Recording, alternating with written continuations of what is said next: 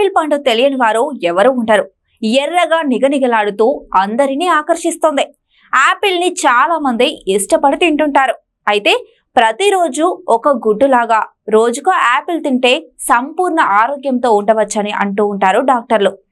Apple అనేక రకాల దీర్ఘకాలిక వ్యాధులను నియంత్రించడంలో కూడా దివ్య ఔషధంగా పనిచేస్తుంది. అయితే షుగర్ ఉన్నవారు యాపిల్ తినకూడదని అంటారు. అయితే తాజాగా వెలువడిన సర్వే ప్రకారం ఒక యాపిల్లో కోట్ల బ్యాక్టీరియా ఉంటుందని చెబుతున్నారు నిపుణులు.